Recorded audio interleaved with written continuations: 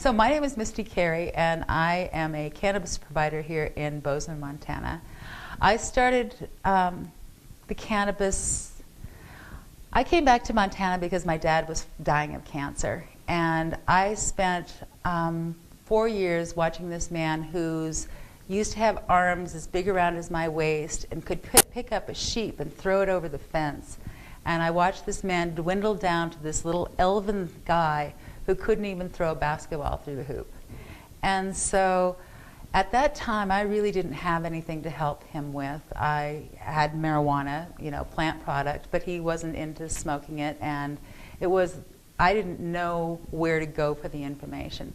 So as my dad progressed and things changed, it became really important to me that other people wouldn't suffer the same way that he suffered if there was anything that I could do about it. So we've been doing a lot of really great research on medical cannabis and the different ways that it can help people.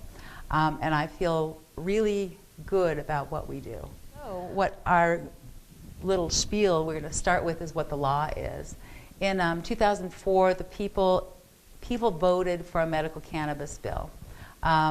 It was Initiative 148, and when Initiative 148 came into effect, people were allowed to hold 1 ounce of cannabis, of dried cannabis, and grow 6 plants on their own. That bill has subsequently been changed by Senate Bill 423, which was designed to put our industry out of business. And it prohibited advertising, it prohibited web or any sort of internet interface between ourselves and the patients. It also took the money out so that providers could not receive any money for what they did, and limited providers to 3. So since then, we have gone out and done a bunch of stuff. We hired a big attorney, and he has subsequently put the courts have subsequently injuncted the most horrible parts of that bill. In the meantime, we went and got a whole bunch of signatures, over 40,000 signatures, to take Senate Bill 423. This disrupted our industry in a big way. Anybody who had any drug-related convictions had to get out of the industry, even if it was a misdemeanor 40 years ago. A lot of providers left the industry entirely, and now we're trying to bring it back. Trying to bring it back from where it is now. So providers do exist. We're now called providers instead of caregivers. And until things change in the courts, we'll be providing for patients. So the process of getting your medical card requires that you see a doctor. There are qualifying conditions, cancer, AIDS, HIV, chronic pain. What else have we got? What's it? Muscle spasms, glaucoma, So far, arthritis, right? MS, multiple sclerosis, seizure disorders, right? Spinal injury. So those all work. What about wasting disease? And wasting disease, right? Nausea, right? And those things are very quite clinically very well documented as being useful for nausea and vomiting. So what the process is, you go to see a doctor. The doctor writes you a recommendation. They cannot prescribe because it is not an FDA-approved drug, so they can recommend. Then you fill out the paperwork to the state. It's an application form, and send in the fee, which is currently for a new card $25, and for a renewal $10. Then the paperwork goes through the state. It takes between 3 to 13 weeks for the cards to be sent out. Once you have paper in your hand, once you have your doctor's prescription, the patient is then legal. So even if your card has not been brought back from the state, you are, according to the state, legal. Now let me make this clear that according to the feds, nothing we do is legal. So it's all federally illegal, even the ointments and the salves. So then the card comes back to you. If you've chosen it, at this point in time, you cannot grow and have a provider. You can only grow or have a provider.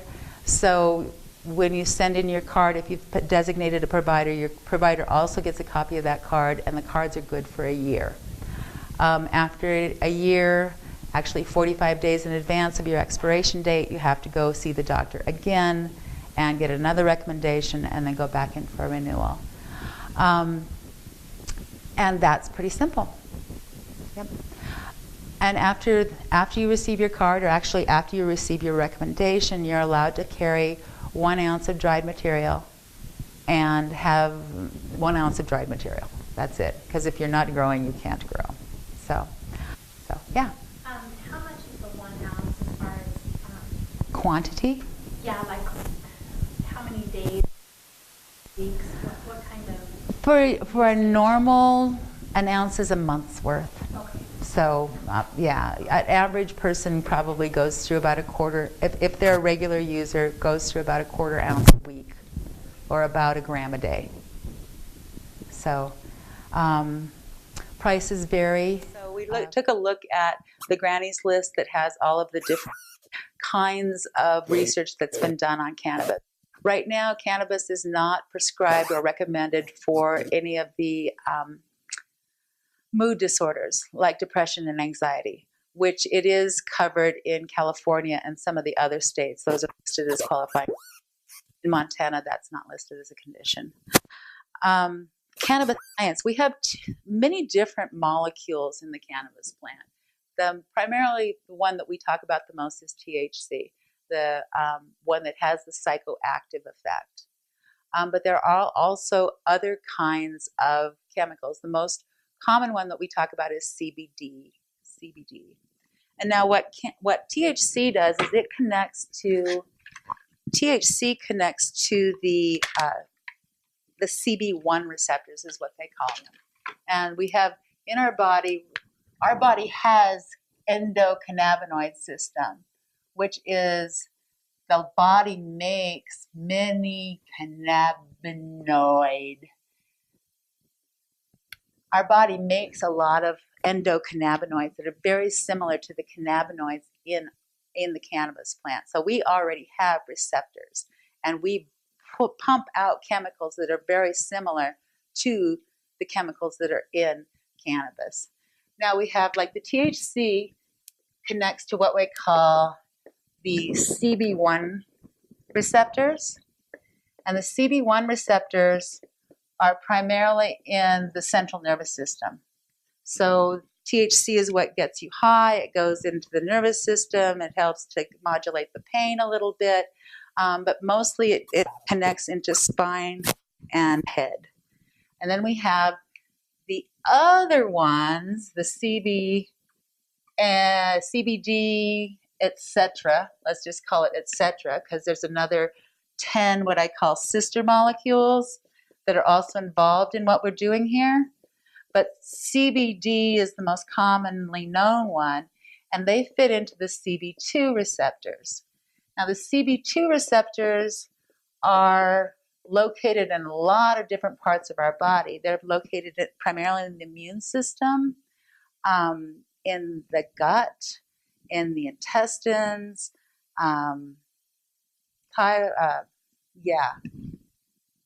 what do we call these? Lymph nodes? Yeah, exactly. So what we work with there is pain. So that's how we affect pain, is through these CB2 receptors. And when we're talking about, like, the health benefits for cannabis, that's also what's happening, is the CB2 receptors are being stimulated or filled up. So one of the things that we have been working on in cannabis research is to develop plant strains that are very high in CBD and very low in THC. So patients who don't want the central nervous system effect don't have it, but they do get the pain reduction and immune system stimulation from the CB2 receptors being stimulated. So that's what we're working on a lot. So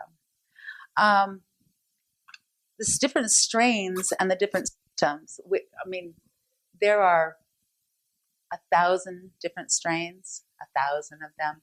They're basically 5 to 7 basic plant strains, and all of those are variations on a theme. So my cannabis science geek friends say that there's really only 5 to 7 different strains, and all of them are just variations on that. What we have done is taken information from our patients and kind of targeted what kinds of strains work particularly well for what kinds of people. Like if there's someone who has seizure problems, those of us who have worked with seizures know which strains work best for seizures, just from our seizure patients telling us. It's not, we don't, yes, there are many things on the internet that'll say this strain is good for this and this strain is good for that. And that could be true, but we have our own anecdotal evidence from our own patients and our own strains. And so it's fairly easy from there. We have all sorts of alternatives to smoking. So let's talk for a minute about the different dosing ways that one can dose cannabis. Traditionally, these are joints. In the industry, we call them paper-wrapped cannabis cylinders, the PWCC. So these are paper, and here's an example of a zigzag, right? And the papers come out one at a time. This is a rolling machine, which is what most people learned how to roll on. And you put the cannabis in here, and you close this little thing up, and you kind of roll it around, and you stick the paper in there, and then kind of go, and it comes out, and you lick it, and there it is. So this is how most people learn to roll joints, not by hand, but by one of these little $4 items that you can buy at the smoke shop. We also have pipes, and I always pull this one out because it's pretty darn funny. And this is the most rudimentary pipe one could get. I think this one sells for $2. Okay. We also have this is a little wooden pipe with a little inlay, and they come in little nifty things where this one opens up and you can put the cannabis in here, and this is the little end, right? And this is called a sneak-a-toke, which is just a tiny little pipe that you put the cannabis in one end here, and you light it at this end and suck out of here, and hopefully don't start your bangs on fire. This one is built like a chili pepper. It's kind of cute.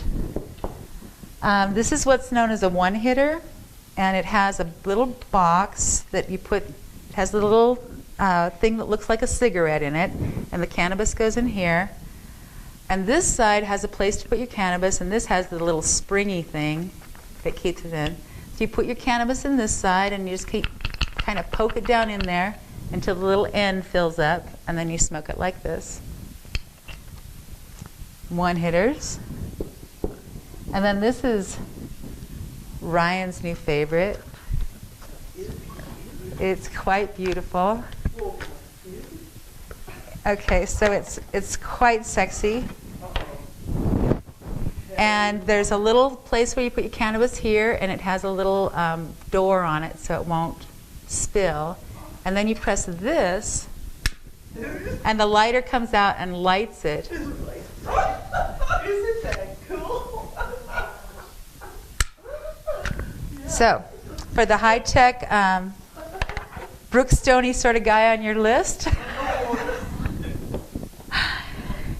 And then we have other pipes. This is just a pipe. They have a little carburetor on the side, so you suck on this end and you close this until it's time to clear the pipe, and then you open this and all the rest of the smoke goes in. This is what they call a chillum, which is just a baby little pipe that you stick cannabis in the top and smoke like this.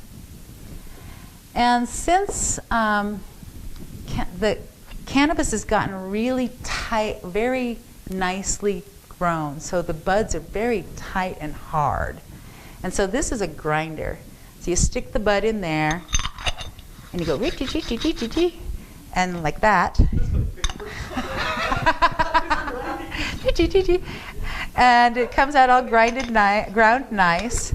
And down at the bottom, there's a little place where it collects what's known as the keef, or the powder. And then you can put that on top of your bowl of marijuana. Yeah. That is a Harry Potter toy. It That's a is. secret compartment. Even a secret compartment. This is known as a bong, or a water pipe.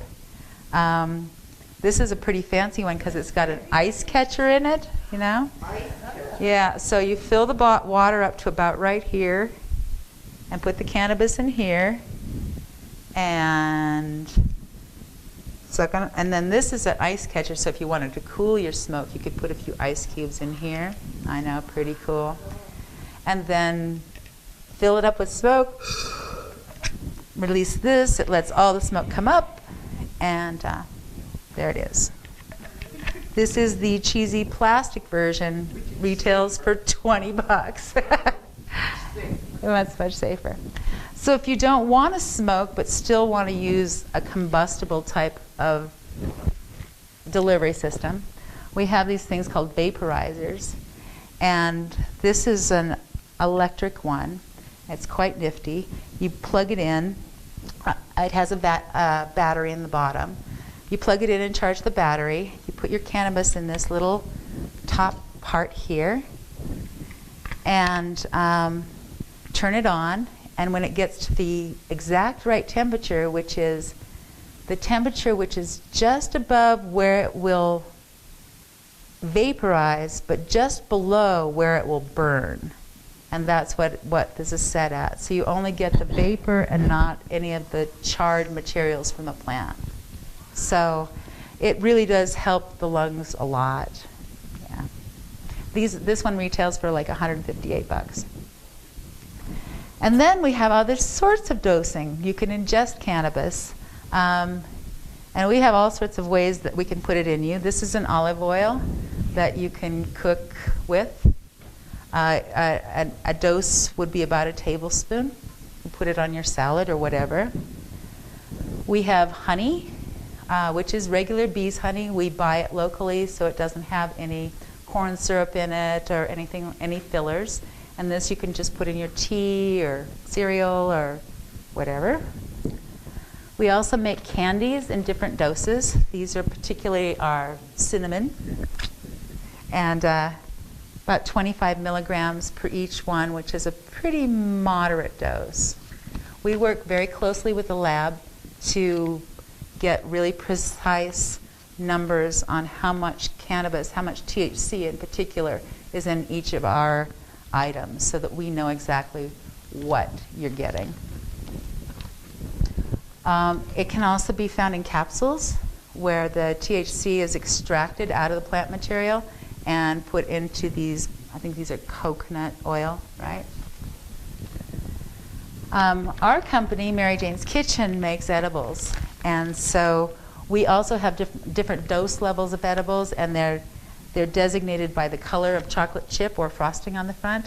So, for instance, a black dot is the strongest dose. It has about 120 milligrams of THC in it.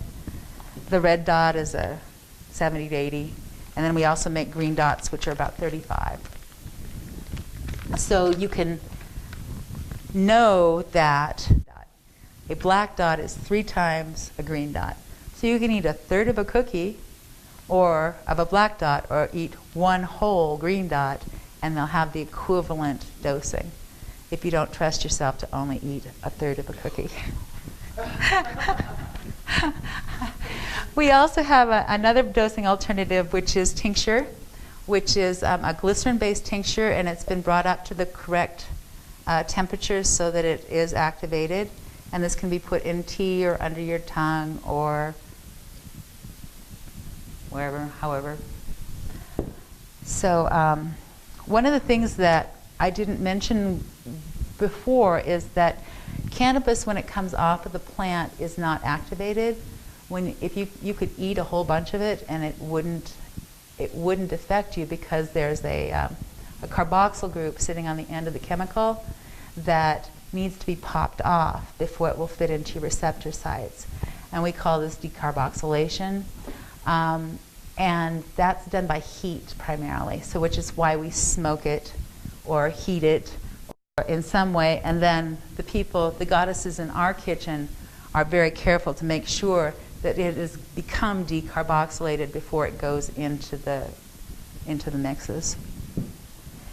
And then our newest fascination is with topicals, and we are having so much fun with topicals, just astonishing. This topical cream is just amazing. We've had it work really well with inflammation, pain, skin cancers, eczema, warts, and we were so successful with bumps. We were so successful with warts using just the plain cannabis cream that we then devised a wart oil that is, the Lynn just had a giant, it just came out. Yeah. I mean, I was putting it on my feet and my warts disappeared and I went, well, that's pretty amazing. So we decided, what the heck, we're going to go full strength on that. So we have salve that's muscle salve, joint salve, a foot salve, and massage oil. We're working on all those concoctions and they're very exciting. We're also putting it into a pain stick so that it's a little easier to just put on. You don't have to dig around in the salve jar. And we also have a lip balm, a couple of them. We've got a vanilla citrus, yeah, it's quite delightful. So lots of ways. And we also have worked on suppositories, vaginal suppositories and anal suppositories, and they work really well. But they're for specific cases. Like, for instance, if someone is passing a kidney stone or something like that, they are desperate to get relief, and they're willing to take the step to the suppository level. Next thing on my list is to choose a provider. There aren't that many of us left, so clearly it's not as hard as it used to be. Just like when I was a yoga teacher, I really think that there's a provider for every person that's their right provider, and that you find that person and that person is your provider. It's a very intimate deal. I mean, you see your provider and your provider sees you more than you see your friends. You know, it's just, and that's the person who's going to listen to you, keep working on tweaking your dosing, figuring out what strains work for you, saving little stuff back if they think it's going to work, and don't put it on the shelf and keep it just for you. So that's kind of the deal. Of course, the geographic location is a really important thing. You don't want to have to drive for an hour to go get your stuff. But you will, exactly. If you live in eastern Montana, you will. How to grow marijuana. A marijuana plant can be started from seed or from a clone. Strain-specific seeds can be purchased online from seed banks. More often, growers take clones from a healthy mother plant or an older plant sister. Then we are certain that the plant will be female. Now, cloning is really nothing fancier than rooting a plant cutting in a glass of water on the kitchen windowsill. The clone is cut just below a node, and it is that node that will grow new roots. We trim the big families because they are too heavy for the little clone to support, while her attention is on growing roots. We dip the clone in a rooting solution to stimulate the proper hormones. We use two different cloning methods. One method is to suspend the clones in a cloning machine that bathes the roots in a nutrient-rich water. The other way is to put them in rock wool cubes in a clone dome. The numbered tags help us keep record of the plant's strain and its history. Some of the clones don't survive, but most of them sprout clean white roots in about 2 weeks. We transplant the healthy girls into their first small soil pot where they will live about 4 weeks. The light cycle is long, and the light color is bluish to imitate the summer sun. The plants focus on building stem strength and plant weight. They grow and grow. When the girls are big enough, we transplant them into their big pot. They grow and grow some more. When the plants are big and strong enough, they graduate into the bloom cycle.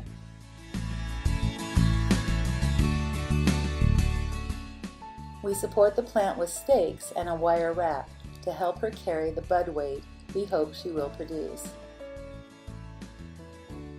Then we trim away any plant material that is not useful to bud growth.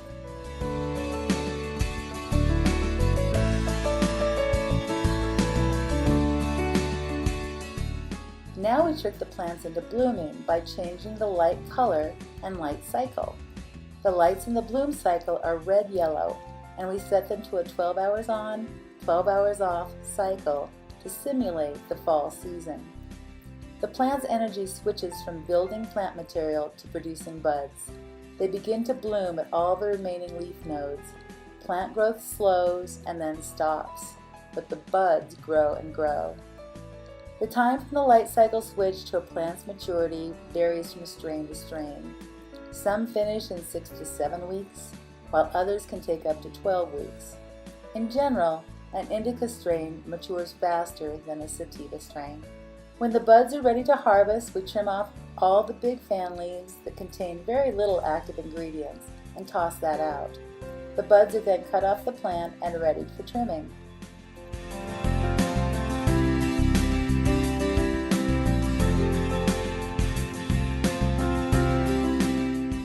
Cannabis is a crop plant and will not regenerate after harvest. We throw the root ball away.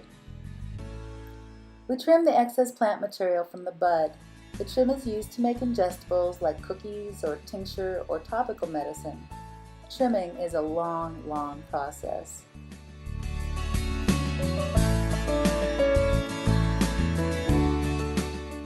When the buds are trimmed, we put them on a wire hanger and put them in a dark closet to dry. It may take a week or two for the product to dry adequately. When the product is ready, we do a quick final trim and pop the buds off the stalks into a glass jar. The glass jar then goes into a dark closet for the product to cure. Curing takes another week or more. When all the plant cells have died and photosynthesis has completely stopped, plant material is then ready to use. The medical cannabis is put on the shelf and available for patients to buy. That's how we grow marijuana.